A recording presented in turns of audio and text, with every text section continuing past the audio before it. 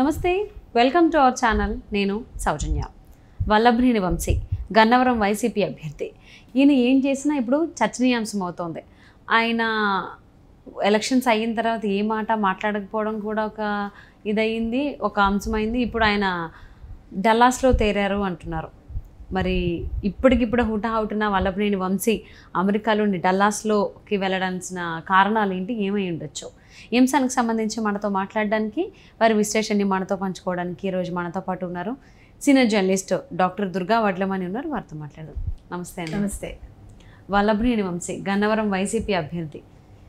అంటే వల్లభనేని వంశీ ఏం చేసినా ఇప్పుడు చర్చనీయాంశం అయిపోయింది. సో ఆయన మాట్లాడినా చర్చనీయాంశమే, మాట్లాడకపోయినా చర్చనీయాంశమే. మరి ఇక్కడ ఎందుకు అని అనుకున్నారేమో, ఆయన ఇప్పుడు గన్నవరంలో ఉండకుండా అమెరికాలోని డల్లాస్ వెళ్ళిపోయారు అంటున్నారు. అసలు డల్లాస్ వెళ్ళాల్సినటువంటి అవసరం ఎందుకు వచ్చింది? ఒకవైపు ఏమో జగన్మోహన్ రెడ్డి లండన్ టూర్లో ఉన్నారు. సో ఈయనేమో ఇప్పుడు డల్లాస్ వచ్చేసారు. రోజా ఏమో అటు ఊటీ వెళ్ళారు అని అంటున్నారు. ఒక్కొక్కరు ఒక్కొక్క సమ్మర్ ట్రిప్కి వెళ్తున్నారు. అసలు ఏమైంది వైసీపీ నాయకులకి? ఎందుకు ఇలా ఒకరి తర్వాత ఒకరు ట్రిప్కి వెళ్తున్నారు? ఇప్పుడు వాళ్ళలో ఒక ఏమన్నా అభద్రతా భావం వచ్చేసింది. ఏం చేయాలి, వాట్ నెక్స్ట్? ఇప్పుడు నేను ఓడిపోతాను అని తెలుస్తోంది వాళ్ళకి.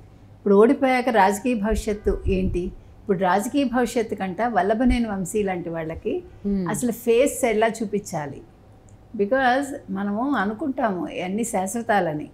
5 ఏళ్ళు ఒక ముఖ్యమంత్రి ఉంటాడు, 5 ఏళ్ళు ఒక మంత్రి ఉంటాడు, అంతే. 5 ఏళ్ల తర్వాత ఎవడు రాజా ఎవడు మంత్రి ఎవడు చెప్తాడు? నీ మంచి పనులు ఏమైనా ఉంటే నిన్ను ప్రజలు ఎన్నుకుంటారు, లేదు నిన్ను ఇంటికి పంపిస్తారు. ఇప్పుడు వల్లభనేని వంశీ విషయంలో అది కాదు.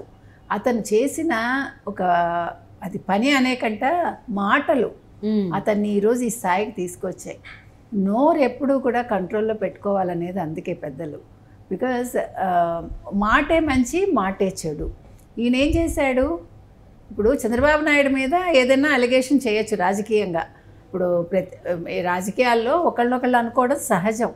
కానీ ఈయన ఎంత ఎక్స్ట్రీమ్కి వెళ్ళాడంటే, ఈయన అసెంబ్లీలో చంద్రబాబు నాయుడు భార్య గురించి కావచ్చు, చంద్రబాబు నాయుడు కొడుకు గురించి కావచ్చు, చాలా అనుచిత వ్యాఖ్యలు చేశాడు.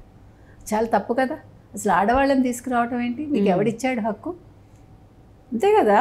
ఇప్పుడు ద్రౌపది అడుగుతుంది, మీకు గుర్తుంటే ద్రౌపదిని ఈడ్చుకురమ్మంటాడు అతను. అంటే అప్పుడు అడుగుతుంది, నా భర్త నన్నోడి తన్నోడేనా, తన్నోడి నన్నోడేనా? అంటే అక్కడే ఉంది మీకంతా కూడా. అంటే ఇప్పుడు సపోజ్ ధర్మరాజు ముందుగా తన్ని పెట్టుకున్నాడు అనుకోండి పణంగా, తన్ని అందులో పెట్టాడు తన్ని పణంగా. అప్పుడు జూదంలో అతను ఓడిపోయాడు అనుకోండి, అతనికి అప్పుడు భార్య మీద హక్కు ఉండదు. అలా కాకుండా ముందు ద్రౌపదిని పణంగా పెట్టాడు అనుకోండి, ద్రౌపదిని ఓడిపోయాడు అనుకోండి, అప్పుడు ధర్మరాజుకి భార్య మీద హక్కు ఉంటుంది. అది ద్రౌపది అడుగుతుంది. అలాగా అసలు ఆడవాళ్ళ విషయాలు మీరు తీసుకురావద్దు, మీకు హక్కు లేదు, అది చెప్పడానికి చెప్తున్నా. ఆడవాళ్ళ విషయంలో భర్తకు కూడా కొంతవరకే ఉంటుంది హక్కు. భార్య వద్దు అనుకుంటే భర్త ఏమీ చేయలేడు.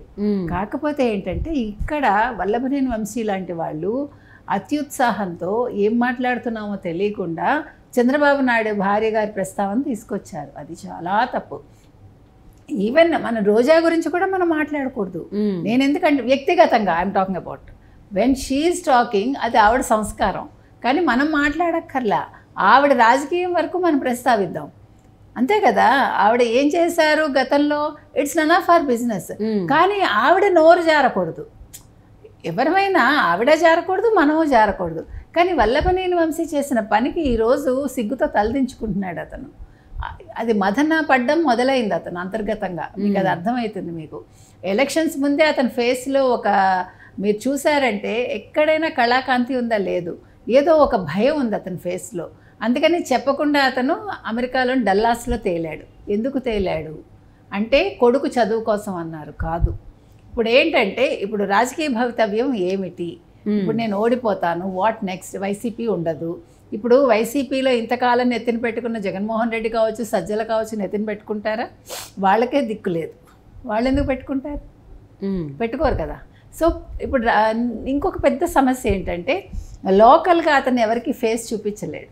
ప్లస్ ఇంకోటి ఏం చేశారు, చంద్రబాబు నాయుడు వర్గం అంతా కూడా వల్లభనేని వంశీని రాజకీయంగా దెబ్బతీయటానికి యార్లగడ్డ వెంకట్రావు అనే ఎన్ఆర్ఐని తీసుకొచ్చి అతను ప్రత్యర్థిగా నిలిపారు. సో ఈ రోజు అతని ఓటమికి అతని వర్గీయులు కూడా కారణమయ్యారు.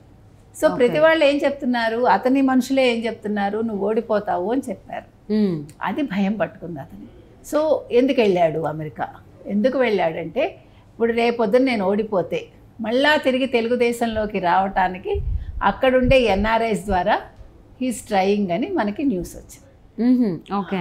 సో ఎవడికి వాడు వాళ్ళ భవిష్యత్తుని భద్రపరచుకోవటానికి వాళ్ళ వేలో వాళ్ళు ట్రై చేస్తున్నారు.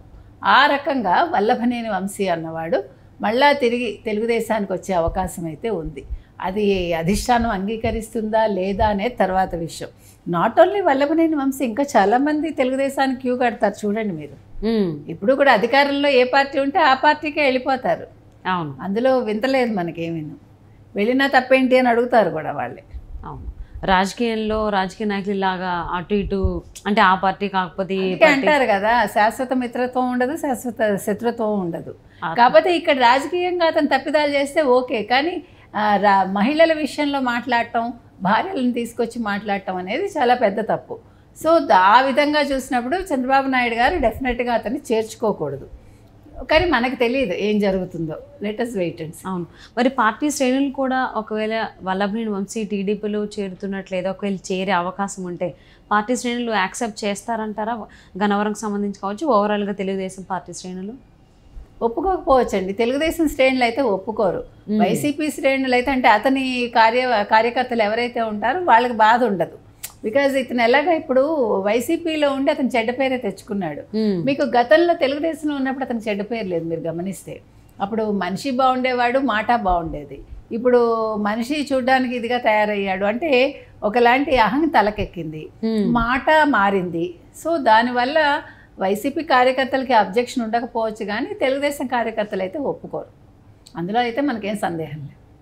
సో మరి ఈయన ఒకవేళ రాజీనామా చేస్తున్నట్లయితే జగన్మోహన్ రెడ్డి యాక్సెప్ట్ చేస్తాడంటారు ఆయన రాజీనామాని?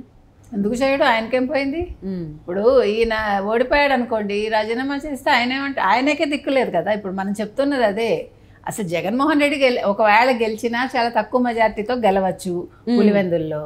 గెలిచాక ఆయన ప్రభుత్వమే లేనప్పుడు ఎవడుంటే ఏంటి, ఎవడు పోతే ఏంటి? ఆయన పరిస్థితి ఆయన అప్పుడు బేరీ చేసుకోవాలి.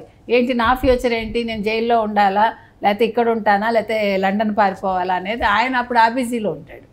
కాబట్టి ఇవన్నీ ఆయనకేం పెద్ద విషయాలు ఉండవు అప్పుడు.